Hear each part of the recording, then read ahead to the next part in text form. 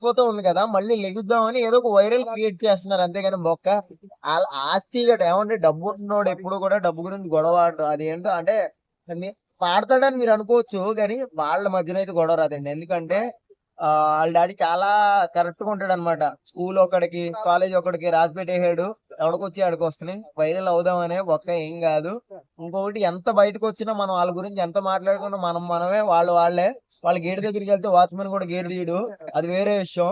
ఆ వాళ్ళు వైరల్ అవుదామని చేద్దాం అనుకున్నారో ఏమవుదాం చేద్దాం అనుకున్నారో తెలియదు కానండి. అన్ని వేస్ట్ అండి మనం మాట్లాడుకున్న వాళ్ళ గురించి. ఎందుకంటే వాళ్ళు మనకి ఎప్పుడు పెట్టరు, మనం ఎప్పుడు వాళ్ళకి పెట్టాం. అప్పుడప్పుడు మనమే పెడుతుంటాం సినిమాలు చూసి, అది వేరే విషయం. కానీ నాకైతే ఇది కరెక్ట్ కాదండి. ఆల్రెడీ గతంలో మంచు మనోజ్ మంచు విష్ణు ఇద్దరు గొడవ పడిన వీడియో ప్రాంక్ అని చెప్పడం జరిగింది. వాళ్ళు సో పక్క అలాగే చెప్తారన్న, వాళ్ళు 100 చెప్తారు. గొడవలు పడతారు, చెడ్డీలు చింపుకొని నీ నీ అన్నయ్య నువ్వు కొట్టుకోవా? కొట్టుకుంటావు కదా.